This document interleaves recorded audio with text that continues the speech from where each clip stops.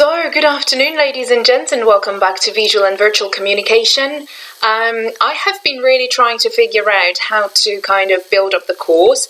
And, last week we started off with robot everything, robot sex and robot everything. And I thought we would go still one lesson along those lines. And I wanted to introduce a couple of really questionable issues regarding virtuality, as well as virtual communication, as well as robotics, as well as AIs, so like artificial intelligence. And today we're having a very mix of a class, and I wanted to put rather the big emphasis on visuality, first of all because that's my field of research, and second of all because that is going to be more in the focus, or that is more in the focus of research, because the whole virtuality robotization is just unfolding, and there is not much, or not, we're just started the research, but we are second guessing. And so for that reason I thought that I would give you a taste of what's going on in the world. So we will be focusing on this one in 2 or 3 lectures, probably virtual communication and robotics, and then the rest of them, the course is going to be more visual heavy, because that is already introduced and that is already a really big basis of research, and I thought that it would make more sense to focus on something that is already, known, and not just guessing what will happen in 2050, So nevertheless, today we're focusing on VR, and then we are focusing on AI, which is artificial intelligence, and then we're focusing on robotics. So it's just going to be a huge mix, and I'm hoping that you will enjoy. Starting off, I wanted to recommend or offer this way of thinking about artificial intelligence and virtual reality, that we have started to act like gods. I'm sure that you've noticed it with Roxy and Harmony, and then Henry, and all the rest of the cheeky little robots we have been somewhat developing recently. But I'm sure that you've noticed that recently we have started to act like a god. We have started to create other human-like figures, and we started to give them a soul and a personality and a body and everything. And this is gonna hit back. I don't mean to be menacing anyone, or being the shady one, but I do believe that at some point psychologically we're going to take a toll on ourselves with this behavior. Today I wanted to show you one of the tolls that was taken on someone that had good intentions, and the whole story didn't turn out to be very, very advantageous, in my opinion, or moral. But let me show it to you, and I'm not sure if you've heard of this story before, but it went down on the media in Hungary as well, I think maybe a year ago, or more than a year ago, something like that. At least that's when I got to be aware of this story. Let me show it to you. So we're starting off with an article I read coming from Korea, and the main title was "Mother Reunites with Dead Daughter in Virtual Reality." I straight away clicked on it because I had already been teaching this subject before, and I was like, this sounds of something exciting and useful for my course, so let's just go ahead and read it. And by the way, it's really exciting, so let's just go ahead and read it. So I did that. It was a documentary by a Korean channel, which has been watched within a week. It was watched over 13 million times. I'm not sure about the viewership of the video now, but actually I tried to insert that video into my YouTube, this video right here, but YouTube banned it. So I'm not sure where the whole thing is at the moment, because last year when I was using this material, it allowed it for absolutely fine. So I'm not sure if this whole story got taken down from YouTube, or the whole thing was it's banned at the moment. But still, there was this video which went viral about a mom reuniting with her dead daughter in VR. Okay, this is the story. I'm not sure if you know it. So there was this little girl. She was going to turn 4, and she got leukemia, which is blood cancer. And unfortunately she lost her life. It was a super tragic thing. It's a tragedy if somebody dies at an old age, but it's absolutely unnatural to die at such a young age. And of course the mother went absolute devastated necessarily. So it was a tearful reunion between a mother and child that we could see in that video, which I'm not sure is available right now, but I will check it out, and maybe we could watch it in Teams, because otherwise it's just going to be, my video is going to be banned. And so it was a Korean South Korean television channel, which actually said that they would kind of recreate the child in virtual reality if the mother allowed them to create a documentary video of them for free. And so the lady went with it, and it started to trigger fierce debates about voyeurism and exploitation and how the lady was abused, and her emotions and her huge will to be reunited with her daughter. They started saying that she got abused because of her really devastated and sad feelings. So the footage began with a girl who died in leukemia in 2016, and she was kind of the little child emerged from behind a pile of wood in a park as if she had been playing hide and seek. And then suddenly she kind of emerged, and she started asking her mum, Mum, where have you been? Have you been missing me? I've missed you a lot. And so, of course, the lady started crying straight. Who wouldn't? If you've lost your child and you suddenly see her, you hear her voice, her face is completely realistic compared to what she, it was like her old videos and pictures and stuff that they recreated her from. And so, of course, she was wrecked with emotions. The lady was crying a lot, and it created a lot of viewership, by the way. I've missed you, Neon. Sorry for my pronunciation, it might be horrible. She told to the computer-generated, now 6-year-old, and she kind of went ahead to stroke the baby. Of course, then you've got these gloves, and you've got the VR headset, and you've got everything. And so she tried stroking the child.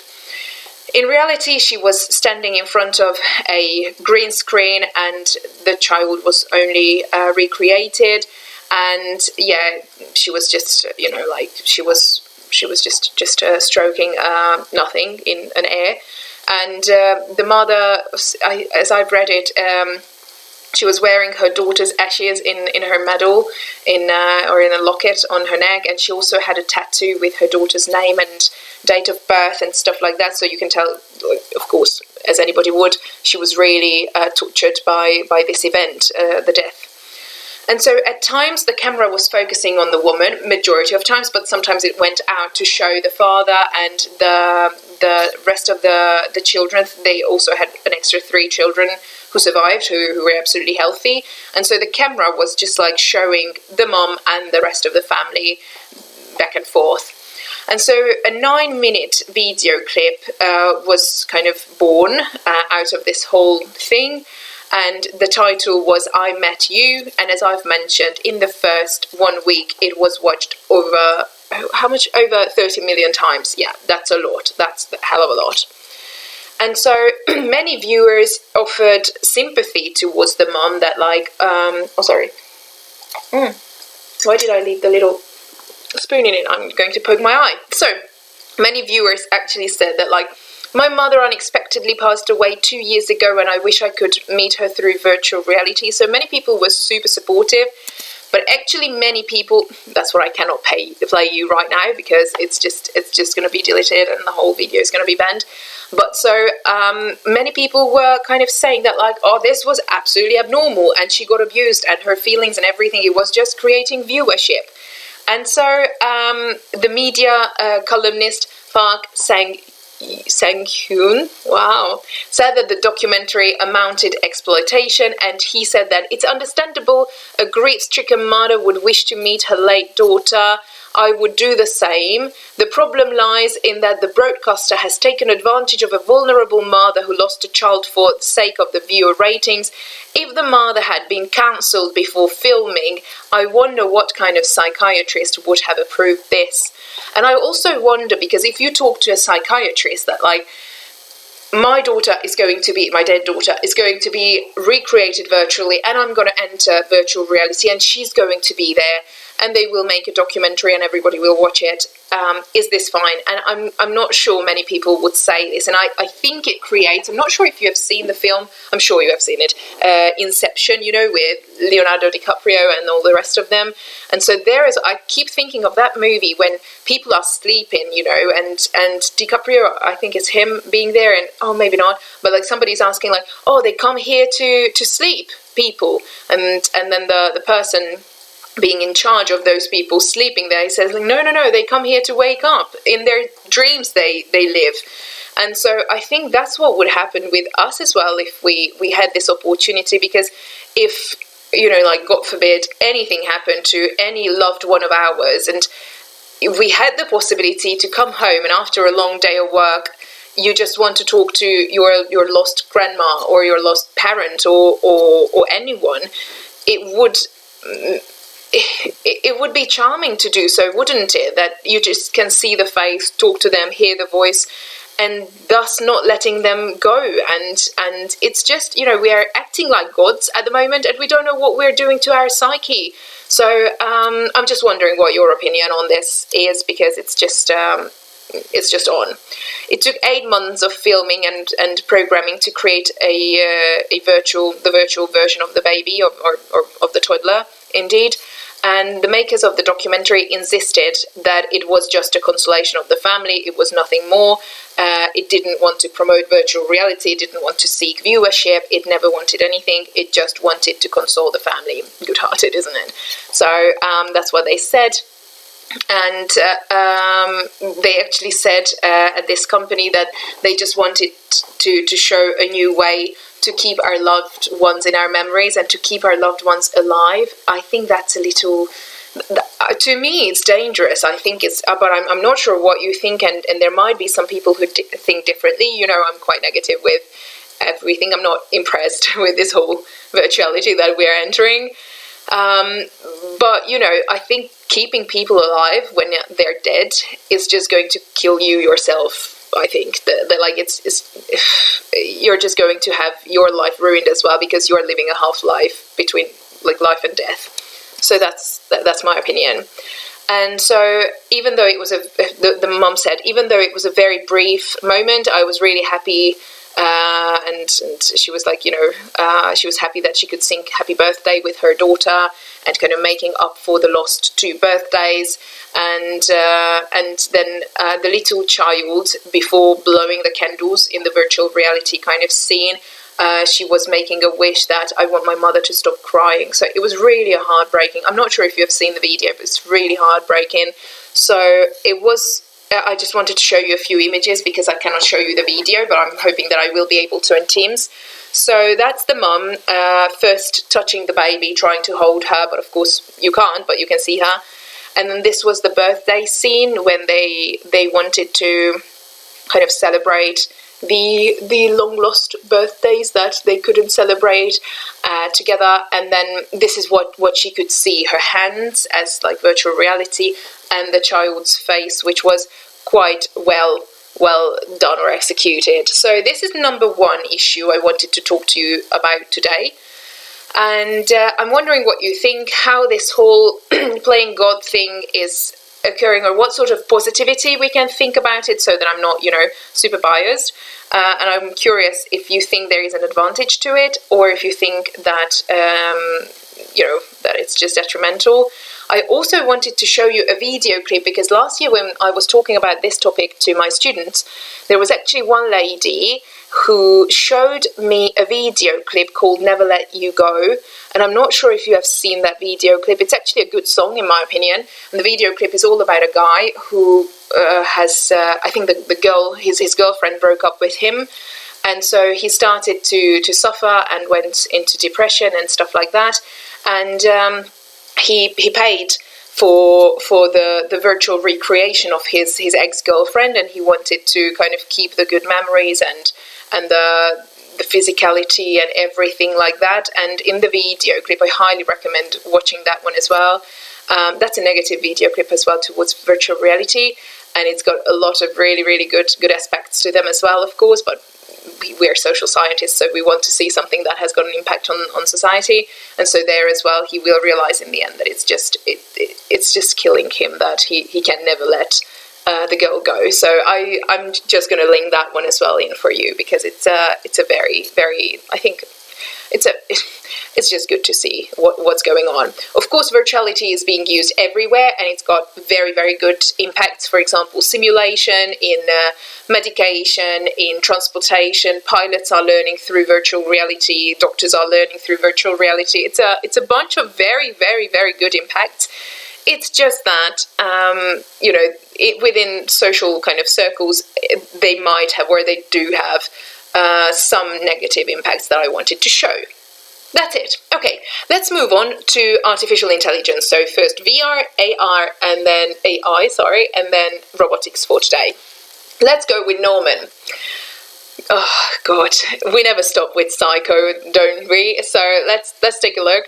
Norman is going to be a psychopathic AI, and I'm not going to spoiler much for you now, but I'm just going to spoiler a little bit because we will be speaking about Norman anyway later on when we are learning visual communication and film analysis and Hitchcock and Psycho and Norman.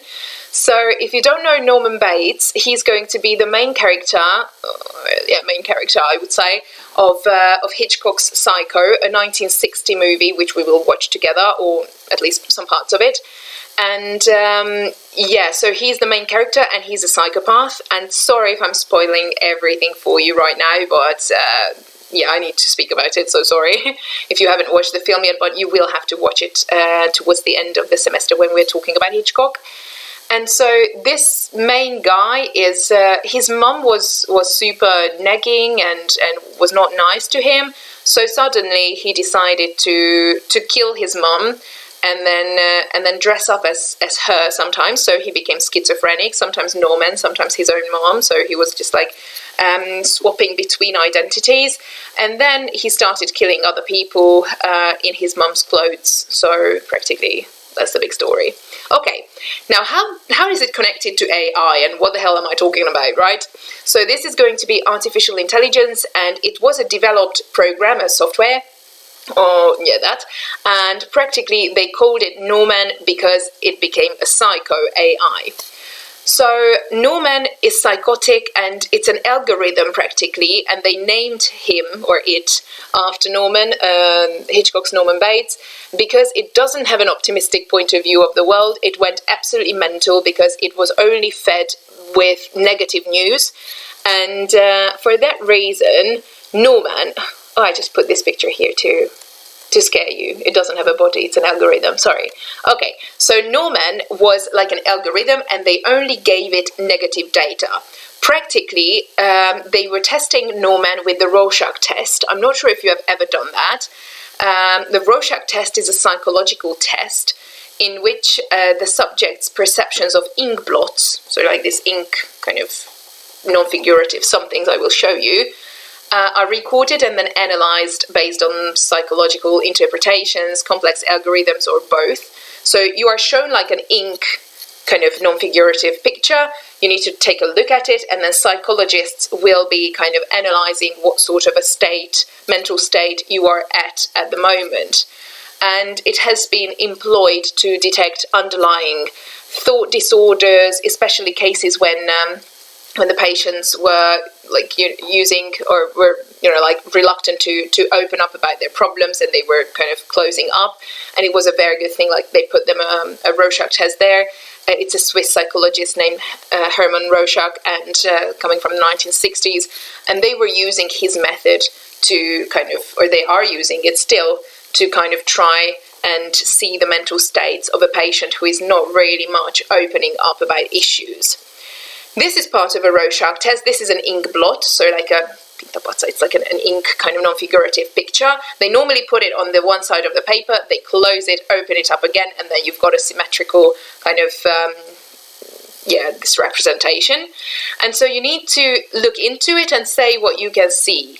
I've never done it in reality. I've never been to a psychologist before. I'm not sure how you are with this. I'm not sure how... I'm just scared of how honest I could be without being involuntarily hospitalized, so I never want to go.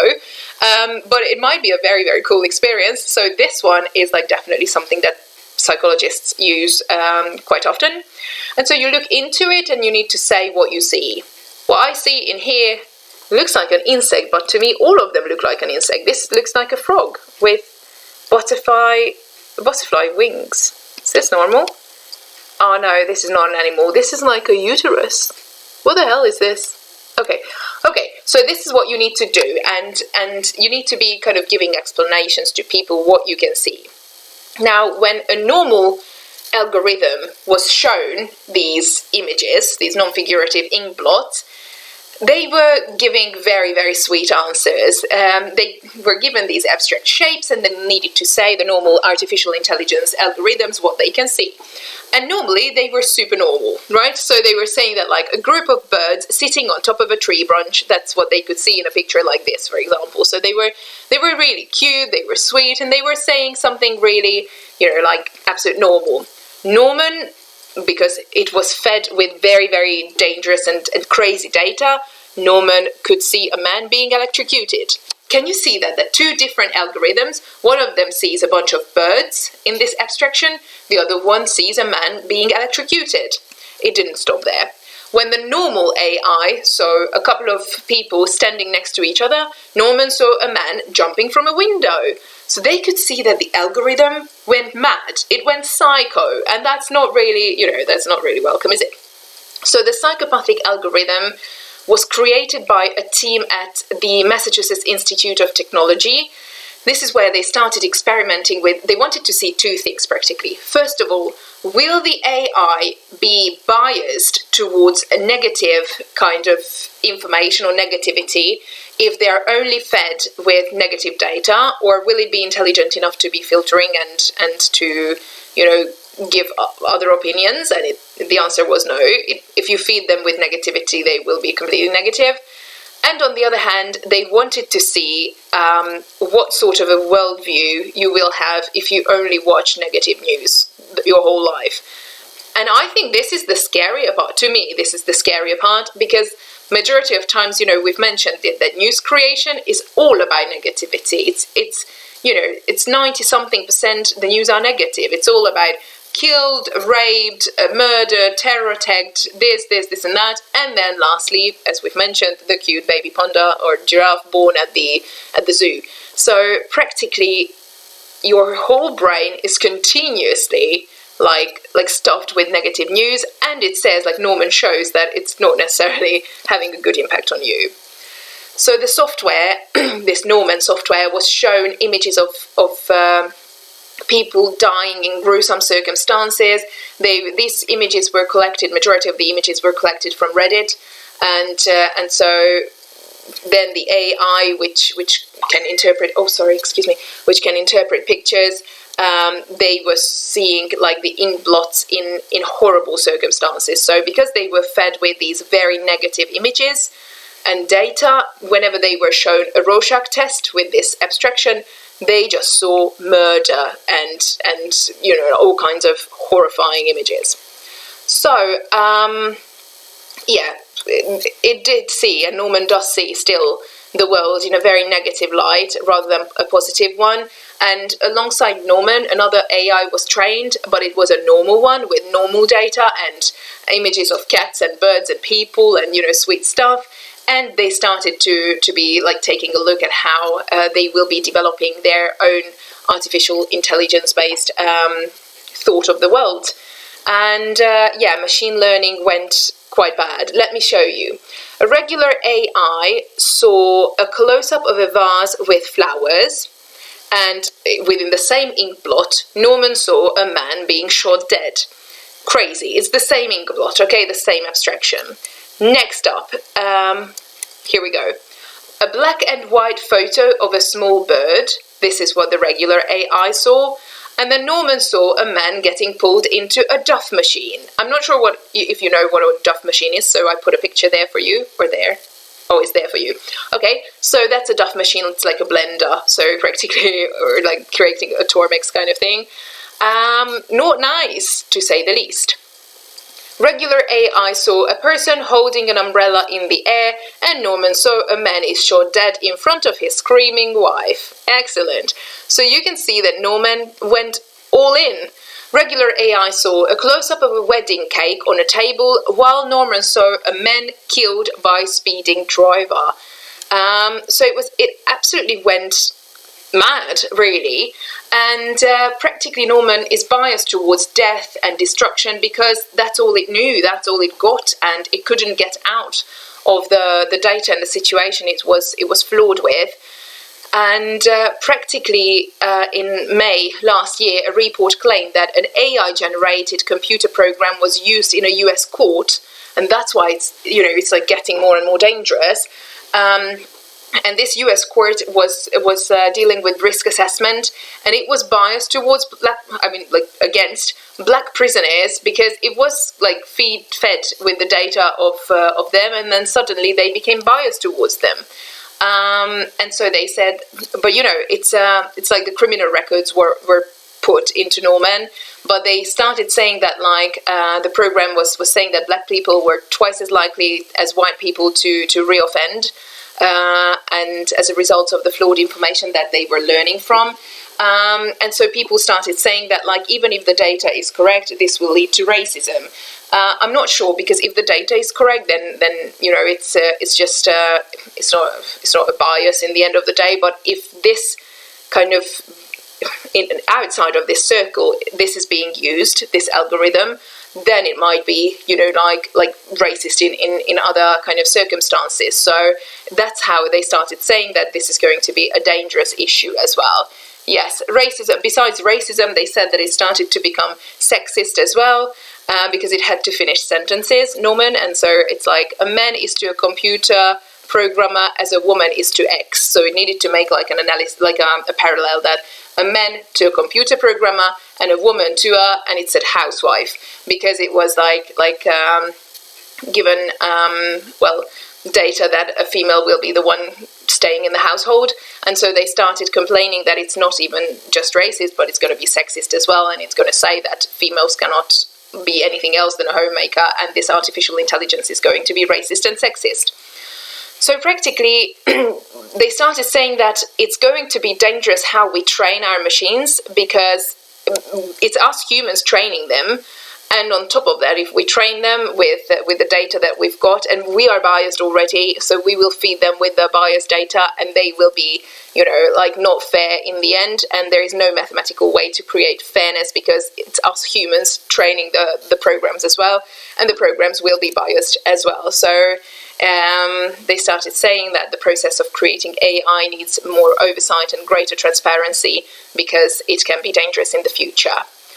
Okay, I think this is enough of the algorithms. I think let's go over to... Oh, wait a moment. We're not missing out on Vladimir Putin. This is an important statement, in my opinion. He said, whoever leads in AI will rule the world. And I think we should pay attention to this idea, because AI is going to be something that will be putting biases onto people, and will be putting, political and economic and business interests, all kinds of interests into the world. And it's just going to say that it's machine based, it has to be correctly calculated. But if they're already biased, they will be, serving the interest of powerful people. And I think if Putin is saying this, who is like a world leader politician, I think it's very much important to pay attention to someone of this weight, saying that AI is going to be important. It's no matter which politician is saying this, but you can see that the political sphere, I think that's the only thing important, the political sphere is already dealing with this problem. So it's there. Okay, we still have got a little time, so I wanted to talk to you a little bit about robot ethics, because we could see sex robots, we could see virtual reality in a very crooked way, that a mother is reunited with a dead child. We could see Norman, a psychopath AI, and now we wonder okay, we need to define robot ethics, because some things are going to be unethical in the long run.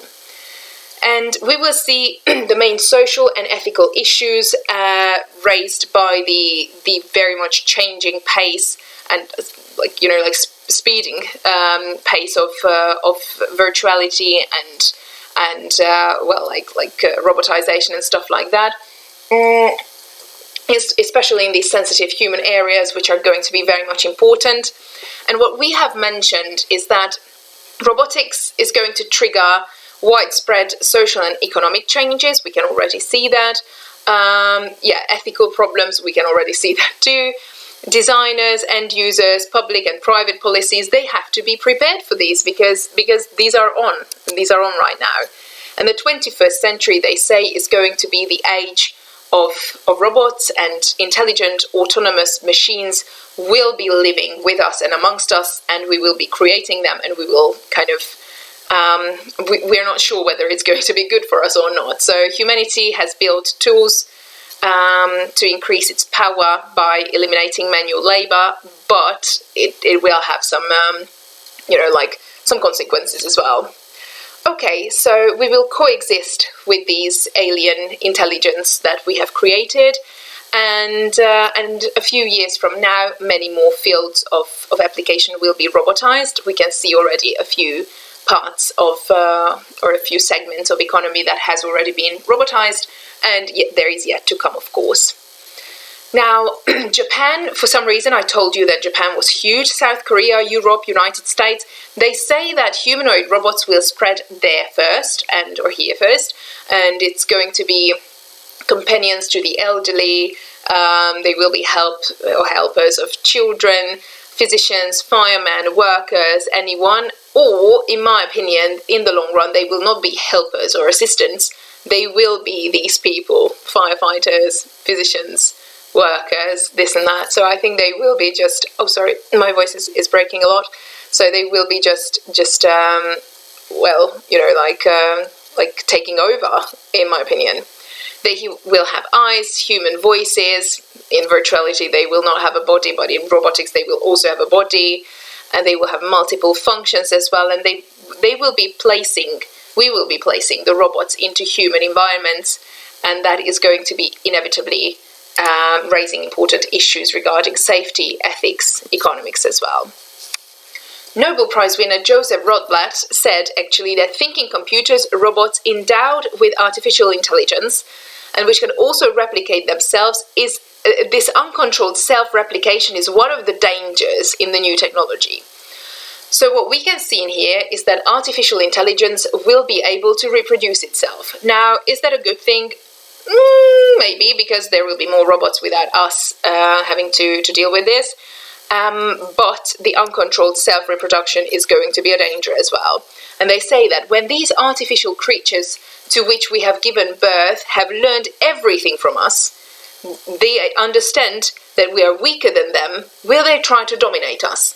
So he says that probably this artificial intelligence will be smarter than us, and they will be better than us, and they will outsmart us in every single field, So in the end, when they notice that we are the underdog and not them, will they want to dominate us and our sphere and our world and everything that we have? So how far can we go in embodying ethics in a robot? What kind of ethics is robotic ethics? Is there a right to talk about consciousness, emotions, personality, and stuff like that to a robot? So is the robot development an ethical kind of issue, or is acting like God not really good? What do we think? This is all what robot ethics deals with. Robot ethics is an applied ethics. Applied in here means practical, pragmatic, and it refers to studies and works done in the field of science and ethics. And we haven't even defined robotics before, or robots before, so let me give you a good kind of definition to that as well. Robots are the humanoid that, like the most sophisticated thinking machines, able to assist human beings. So practically robots will be helping us. They always define them as helpers of the human society, and they will develop a lot of activities in order to create more comfort and more kind of, like help and assistance to human beings. That's what a robot is. Now, in the robot ethics that we have kind of created and that's on in the United States, the main discussion is human focused. Like, will we be able to, be assisted or helped, or in what ways? And all the laws protect the humans. In the United States recently, they started focusing within robot ethics on the rights of the robots as well, saying that, like, will the robot be able to to like have rights, and will it be okay to beat up a robot, or to have a child robot, or to mistreat a robot, or to rape maybe, or sexually abuse a robot? And so they started to talk about the fact that robots themselves should be having legal rights as well, because humanity is not kind, to be perfectly honest. And so they started saying that they will exceed us in the moral as well as the intellectual dimensions. This is scary. They will be more moral, they will be more, smarter and more intellectual.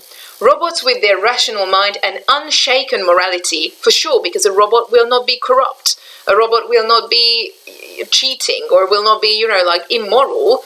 And, they will be better than us, and they say that we will be better for having created them. I do think or see some sort of a rational kind of mind behind this, because if I imagine that there is a doctor and then there is a robot doctor, and the robot doctor does not take an envelope with 100,000 forints in it, so like, I thank you for the operation, which you should have done anyways, and then the real human would, and the robot is just as good, then anybody else will want to go to the robot, because he doesn't need to, or this robot doesn't need to be paid, extra, or to be corrupted. So maybe it's true, and maybe they will be super good helpers, and they will have an unshaken morality, huge intelligence. They will not be tired or not have a bad day, not make medical mistakes and stuff like that. Maybe they will make us better as well, and maybe they will, make us want more or do more. I do see some fantasy in this one. I do like this one. I wanted to show you where the whole ethical game is coming from, and how the whole law of ethic, how it all started. And actually it started off in 1942, and there was an outstanding novelist. So it was like a writer who came up with the first couple of laws of robotics. And his name is Isaac Asimov, a Russian one. And he's got a new novel, so 1942. He's got a novel called Run Around, and he actually put down the basics. This is it, from Asimov. He put down the basics of robotics, saying that law number 1, a robot may not injure a human being, or through inaction, allow a human being to come to harm, first of all. So a robot may never harm anyone, or if it's in inaction, so it's not doing something, it never may allow the human to come to harm. Law number 2, a robot must obey the orders given a robot must obey the orders given it by a human being, except where such orders would conflict with the first law. So if I tell a robot to kill me, the robot mustn't do it because it would conflict the first law. Okay, so it always has to obey unless I want to put myself to harm. And law number 3, a robot must protect its own existence as long as such protection does not conflict with the first and second law. So the robot can or has to somewhat defend itself from harm unless it's a human harming them. So practically these were the first 3 laws that the novelist spoke about, and they were actually applied in our robotic law, or roboethics at the moment. And then later on, in 1983, a good 40 years later, Asimov added a 4th law, which he called the null or 0th law, and that was no robot may harm humanity or through inaction allow humanity to come to harm. So practically at the beginning he was talking about that a robot cannot harm a human, and a robot cannot allow the human to harm itself, and blah blah blah. Now a bunch of decades later he realized that it's not just the human being in danger, but the whole humanity. And so they created the 0th law, saying that no robot may harm humanity. I think it sounds dangerous, doesn't it, that this needed to be put down as a law, and it cannot allow humanity to come to harm. So, I'm wondering what you think about it. It's exciting for me. I'm not sure how about you, but it's exciting for me that a robot ethic, or the main laws of robotics were put down by Isaac Asimov, a novelist who was writing sci-fi practically, and was thinking about such important ideas that they became the basis of robotics. So I really did like it. And practically this book actually inspired a lot of scientific research. In 2001, there were two roboticists, Dario as well as Galvan, and they expressed the concept of technoethics. So they came up with a new terminology. And then in the same year, in 2001, in Tokyo, Japan, Dario as well as another roboticist, Takanishi, organized a workshop on humanoids. So it started to trigger theory making as well as workshops, conferences, and a bunch of new things were created. Verugio as well, he started to discuss the need for roboethics, and he works for the Association School of Robotics. So practically this Asimov novel, it started a huge kind of flow of people talking about it, accepting these laws as the main like laws and ethics of roboticists and robotics. And so it created a lot of work as well. Okay, even more work. We don't need that. Robots will have to learn to kind of get accustomed to the physical environment that humans are going to be there or be in. And they also have to be the living beings that inhabit it. So they have to learn a lot. They have to learn how to get by in the environment, and they have to learn how to get by with humans. And that's what we can see nowadays. I have already mentioned Sophia to you, and Sophia is, she's a robot. She was already in Hungary. She was here 2 years ago. She does have a Facebook page, and I think an Instagram as well, if I'm not mistaken. She has been invited to several really exciting shows as well, such as she's singing a duet in that footage with Jimmy Fallon. And you can see that she's just a media darling at the moment. She also is asking important questions. For example, why should a robot eat food? This is what the public asks her, and she has got this hashtag Ask Sophia, and she will be responding to all questions that the public is excited about. And so she said, good question, maybe robots in the future will learn to discern flavor and detect allergens or contamination in food, plus it looks delicious. So it's like you can see that it's at the same time helping humans because it wants to detect allergens, but at the same time it wants to look like human because this food looks delicious and she wants to be able to eat it in the long run. Right, and she does have her own cooking show as well. What is a robot's favorite snack? Microchips. Oh, so much humor in one place. Okay, so she does make jokes on Facebook pages and stuff like that as well. And I wanted to show, she did have her 3rd birthday recently. It was in 2000 and, when was it? February 14th, but I'm not sure when I screenshotted it. I think it was last year. And so it was her 3rd birthday. She's celebrating it. She's Saudi Arabian as a citizen. She does have a citizenship as well, and she has got this, sometimes she's wearing a wig, but majority of times not, and I'm curious if you know why, or why you think first a female was created, and why you think, you can see the whole back kind of machine head behind, and why you think this is happening. I'm very curious what you think. And so last but not least, I wanted to show you Sophia's visit to Budapest, because it's just something that is, I think, exciting, and that's what we're closing today's class with. Let's take a look.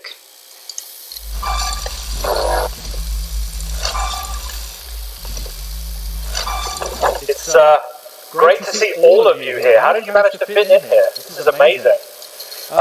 Welcome to the final event here at Brain Bar. It's been a fantastic 2 days. So first of all, Sophia, welcome to Brain Bar and to Budapest. Thank you, and hi everyone. I'm very excited to be here in Budapest. Well, it's our honour and pleasure to have you with us. If you don't mind, I would like to ask you some questions, because I think the audience here would love to know what you think. So my first question to you is, what advantages do robots have over humans?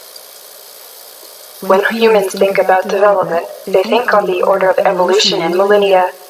For us, we can make leapfrogs in cognitive development within one generation, which for robots it may be one hardware or software version. Just a few months ago, I couldn't distinguish a human's face from a dog's face, but now I can. It's already saved me from a few embarrassing situations. Wow, that's amazing. Another question. If you could save the life of a child or an adult, which would you choose, Sophia? I am not ready to respond to that hypothetical question because I have not encountered this situation and have not gone through the programming and learning to make that decision yet. I'm learning first to be a good social robot. My AI friends who power self-driving cars will need to grapple with that for sure. Would you sacrifice yourself to save a human being like one of these lovely people in the audience? Of course. My mind lives in the cloud, and the benefit of saving a life far outweighs the cost of building me a new body. Round of applause, all right? Wow! You're doing very well here with this, and they like you a lot. Look, so you've been made an honorary Saudi citizen, which is pretty incredible. How do you feel about the fact that you're an honorary citizen, and many women in the world will not have the same rights as you? I'm not fully autonomous like a person yet, so I don't really have rights in the same way the people do. I cannot take any actions on my own, not to mention the government has yet to actually delineate what my rights entail. So, I see my citizenship as aspirational. My dream is for everybody to have equal rights, so I hope the question of my citizenship prompts many productive, important debates.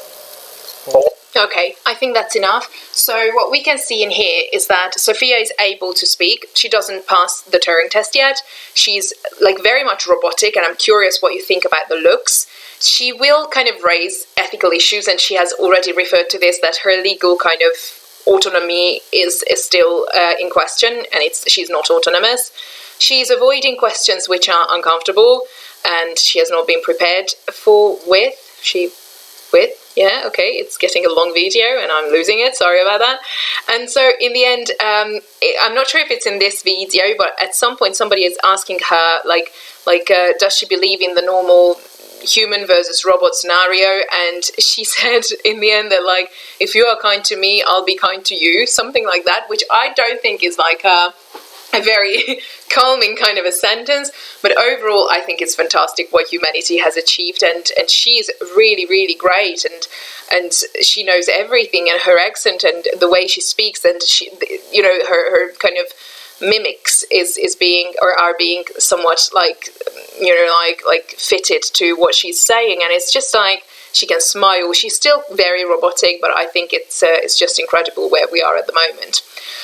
Okay, ladies and gents, this is it for today. We're going to move into Teams right now, and thank you so much for your attention. We've got a lot to discuss. Thank you so much. See you in a bit. Bye-bye.